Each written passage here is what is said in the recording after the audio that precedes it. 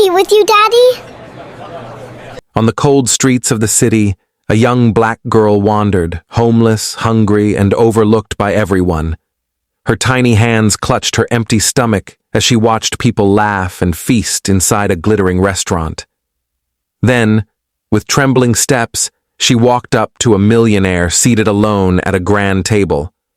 Her voice was barely a whisper, yet it silenced the entire room. "Can I eat with you, Daddy?" Gasps echoed. Some smirked, others shook their heads. But what happened next left even the cruelest doubters in utter shock. The city never slowed down. Bright billboards lit the night sky, neon lights flashed across the streets, and people rushed from one destination to the next, hardly noticing who was beside them. But in the shadows of this bustling world, one small figure moved quietly, a little black girl, no more than 10 years old, whose life looked nothing like the sparkling lights above. She had no home to return to, no warm bed waiting, and no family sitting down for dinner. Instead, her nights were spent on worn-out benches, her blanket a thin piece of cloth she had found discarded near a trash bin. Hunger had become her constant companion, an ache so deep it felt like a part of her body. Each day was a fight for survival, yet the world walked past her as though she didn't exist. People avoided her eyes. Some looked at her with pity before quickly turning away, as if acknowledging her pain was too heavy for them to carry. Others muttered under their breath, words of judgment, words that cut deeper than hunger ever could. To them, she was just another face of poverty, just another reminder of everything they chose to ignore. And yet, despite the rejection, the girl carried herself with a quiet dignity. She would sit near restaurants, inhaling the scents of freshly baked bread or sizzling meat, and imagine what it might feel like to eat until she was full. She would watch children her age running out with their parents, holding ice cream cones or small bags of treats, their laughter echoing in the night. She never cried when she saw them. Her tears had dried long ago. Instead, she simply hoped that maybe one day someone would notice her. That night was colder than most. Her stomach growled louder than usual, and the chill of the wind bit through her thin sweater. She wandered near one of the city's most expensive restaurants, its golden lights spilling onto the pavement. Through the glass windows, she could see elegant men and women, their tables overflowing with food, steaks, seafood, rich desserts. Waiters in crisp uniforms moved gracefully between the tables, pouring wine and serving dishes as laughter filled the air. The girl pressed closer to the window, her eyes wide. She didn't want to steal nor beg for scraps. What she wanted was something far deeper. She wanted to belong, even for a moment, to sit at a table, to be treated like she mattered, to be part of a world that always seemed out of reach. And then she noticed him. In the corner of the restaurant sat a man unlike the others. A millionaire, known for his wealth and influence, dressed in a sharp suit that seemed untouched by the dust of the world outside. His watch gleamed under the lights, and his posture radiated authority. Yet, he sat alone at a grand table, surrounded by plates of untouched food. The conversations around him did not involve him. The laughter from other tables did not reach him. Something about his loneliness mirrored her own. For a long moment, she just stood there, her small figure hidden behind the glass, debating what to do. Her heart raced, fear and courage battling inside her. She had been ignored 1,000 times, rejected more than she could count, but something inside whispered that this night had to be different. Gathering every ounce of bravery, she pushed open the heavy glass doors. Heads turned as the chilly night air rushed inside with her. Her shoes, worn thin, made soft echoes against the polished floor as she took hesitant steps forward. Every eye in the room seemed to follow her, some filled with confusion, others with disdain. But she didn't stop. She walked straight to the millionaire's table. Her hands trembled as she reached out to the edge of the chair. And then, in the softest voice, so fragile it could have broken under the weight of the silence. She asked, "Can I eat with you, Daddy?" The room froze. The words hung in the air like a fragile thread, impossible to ignore. "Can I eat with you, Daddy?" The silence that followed was deafening. Glasses paused halfway to lips, forks froze above plates, and even the music drifting softly through the restaurant seemed to dim. Guests leaned toward one another, whispering. Some chuckled under their breath, others sneered openly. "Did she just call him Daddy?" a woman in pearls murmured, stifling a laugh. "How ridiculous," another man scoffed. "She doesn't belong here." Some guests scoffed. "This is pathetic," a businessman muttered. "Ridiculous." "She doesn't belong here," sneered another. But others lowered their gazes, ashamed of their earlier laughter. A woman dabbed her eyes discreetly with a napkin. Something about the sight of the girl eating, as though she had been starving not just for food, but for dignity, pierced hearts deeper than any lecture could. The millionaire, however, remained calm. He poured her a glass of water, pushed the bread basket closer, and for the first time in years, felt something unfamiliar stirring in his chest. He wasn't just feeding a child. He was feeding the part of himself he had abandoned long ago. The tension in the room rose until it cracked with a single voice. "Sir," the waiter whispered, leaning close, "some guests are threatening to leave if she stays." The millionaire's expression hardened. Slowly, he stood, his chair scraping loudly across the floor. All eyes turned to him as he raised his glass, his tall frame commanding silence. "You are right," he began, his voice echoing through the lavish hall. "She doesn't belong here. Not because she is homeless, not because she is poor, but because too many of you have forgotten what it means to be human." Gasps rippled. The businessman who had sneered earlier shifted uncomfortably in his seat. The millionaire continued, his tone sharper now. "This girl had the courage to ask for what she needed. And what did you do? You laughed. You mocked her. You judged her for being hungry. Tell me, which of you would have the strength to stand in her place?" The room fell utterly silent. Shame washed over faces once proud and arrogant. He rested a hand on the girl's shoulder. "Tonight, she eats not as a beggar, but as my guest. And if that offends you—" He looked around the room, his gaze cold and unyielding. "Then you are welcome to leave." No one moved. The weight of his words pressed down on every soul present. The girl looked up at him, her mouth full, tears rolling freely down her cheeks. For the first time, she wasn't invisible. She wasn't unwanted. She belonged, because one man had dared to see her not as a burden, but as a child worthy of dignity. The millionaire sat back down, his decision final, his power undeniable, not because of his wealth, but because of his humanity.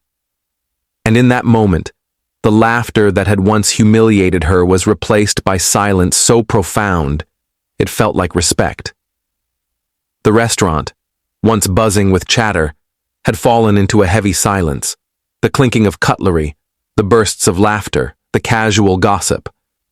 All of it had vanished, as though the millionaire's words had stripped the place bare of its shallow comfort. The little girl ate slowly, savoring each bite, as if afraid it might be her last real meal. Every now and then, she glanced at the man beside her, half in awe, half in disbelief. No one had ever defended her before. No one had ever made her feel safe. When she finally finished, she placed her spoon down carefully, mimicking the polished etiquette of the wealthy diners around her. "I'm full," she whispered, her voice timid, yet glowing with a kind of happiness that only comes after long suffering. The millionaire smiled faintly. "Good. That's how it should be by now." The very same guests who had mocked her were shifting uncomfortably. A few couples quietly paid their bills and left, not out of anger, but because they couldn't bear the weight of the guilt pressing on their hearts. Others stayed, humbled, their eyes lowered, avoiding the man's gaze. For the first time, they were forced to look at themselves not as the rich, but as people. The waiter, who earlier had hesitated to serve the girl, approached with a softer expression. "Would you like dessert for the young lady, sir?" The millionaire's eyes warmed. "Yes, the finest you have." When the dessert arrived, a slice of chocolate cake, the girl's face lit up brighter than the chandeliers above. She picked up her fork, but before tasting it, she turned to the man and said softly, "No one's ever shared their food with me before." "You're the first?" The words hit him harder than he expected. He had built empires, signed million-dollar deals, and crushed competitors without blinking. Yet here he was, undone by the gratitude of a starving child. He leaned closer, lowering his voice so only she could hear. "From now on, you're not eating alone again." Her lips parted, her eyes wide. "Do you mean—" "Yes." His tone was firm, decisive. "You'll have a home, clothes, school, and every meal you'll ever need." Tears rolled down her cheeks faster than she could wipe them away. "Thank you, Daddy." The word struck something deep in him, something he hadn't felt in years. He had money, power, influence, but he had lost family, compassion, and love along the way. This moment gave him back what his wealth never could. To the table stepped forward, his jaw tight, ready to escort the girl out. After all, children like her were not welcome in a place like this. She was too poor, too dirty, too invisible. But before he could speak, the millionaire raised a hand, stopping him mid-step. The man's eyes studied the little girl. She stood before him in ragged clothes, her hair tangled from nights without a pillow, her eyes wide but unflinching. There was no trick in her request, no cunning motive, only a raw plea for dignity. The guests expected him to laugh, to dismiss her with a wave, or worse, to humiliate her for daring to speak to him. Instead, he leaned back in his chair, his expression unreadable. "Why did you call me Daddy?" he asked, his voice calm but carrying across the room. The girl swallowed, clutching the hem of her sweater. Because I don't have one," she whispered. "And tonight, I just wanted to eat with someone who looks like he could care." Her words pierced the atmosphere like a blade. Even those who had been laughing shifted uneasily in their seats. The millionaire's lips pressed into a thin line. He tapped his fingers on the table, deep in thought. Memories stirred within him. Memories he had buried beneath years of wealth and power. He, too, had once known hunger. He, too, had once been invisible. But he had clawed his way to success, never looking back, never allowing himself to feel pity for those left behind. Compassion, he believed, was a weakness. Yet here stood a child who shattered the armor he had spent a lifetime building. The waiter cleared his throat nervously. "Sir, shall I remove her?" The man's gaze shifted from the girl to the waiter, then to the entire room watching him like an audience at a play. For the first time in years, he realized that wealth was not power. Choice was. And at that moment, he had a choice that would define him. Slowly, deliberately, he pulled out the chair opposite his own. The polished wood scraped softly against the floor. "Sit," he said. Gasps erupted around the room. The waiter's eyes widened, unsure if he had heard correctly. The girl hesitated, glancing around, terrified of being dragged out. But the man gave her a small nod, and that was enough. She slid into the chair, her tiny frame dwarfed by the luxury surrounding her. A ripple of disapproval spread through the restaurant. A wealthy couple shook their heads in disgust. "This is absurd," the woman hissed. "He's ruining the atmosphere." Another man muttered, "It's a stunt." Probably for attention, but others, quietly, secretly, felt something stir in their hearts. They watched as the little girl placed her hands carefully on her lap, too nervous to touch the gleaming cutlery before her. The millionaire gestured to the waiter. "Bring her the menu." The waiter hesitated, clearly uncomfortable, but the command was absolute. He returned moments later, placing the heavy leather-bound menu before her. The girl opened it with trembling fingers, her eyes widening at the endless options. But she didn't know how to read half the words, nor could she imagine what most of the dishes tasted like. The millionaire noticed her confusion. Leaning forward, he asked gently, "What do you like to eat?" Her answer was simple, almost heartbreaking. "Anything, as long as it's warm."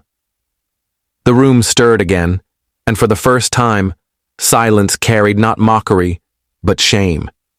People shifted in their seats, suddenly aware of how much food lay untouched on their own plates. The millionaire lifted his hand once more. "Bring her whatever she wants. Tonight, she eats as my guest." The waiter hurried off, and the girl lowered her head, overwhelmed. She had expected rejection, maybe even cruelty. Instead, she was being treated like someone who mattered. But the night was far from over. The real test was yet to come, for both the girl and the man who had just shocked everyone by letting her stay. The food arrived like a royal feast, steaming plates of pasta, golden bread, roasted chicken, and bowls of soup that filled the air with warmth. The waiter set everything down with trembling hands, still unsure whether to treat the girl as a guest or an intruder. The millionaire gave him a firm look, clear enough to silence any further doubts. The little girl's eyes widened as she stared at the spread before her. For a moment, she didn't move. It was as if she believed this was a cruel dream, one that might shatter if she reached out. "Go on," the man encouraged softly. "Eat." She picked up the spoon, her small hand shaking, and took her first bite of soup. Tears welled in her eyes instantly. It wasn't just food. It was kindness, something she hadn't tasted in a very long time. She whispered, "Thank you, Daddy." And her voice cracked under the weight of gratitude. But now it was no longer out of shock. It was out of respect. Even those who had sneered earlier felt a reluctant admiration. The man had not just silenced them. He had taught them. Finally, he stood once more, guiding the girl by the hand toward the exit. Before leaving, he turned back one last time.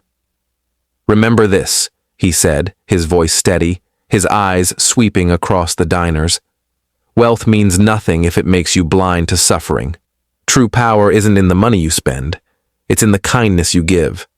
With that, he left the restaurant, the girl walking beside him, not as a homeless child anymore, but as someone who finally belonged. Outside, the cold night air wrapped around them, but she didn't shiver. For the first time in years, she wasn't afraid. She wasn't alone.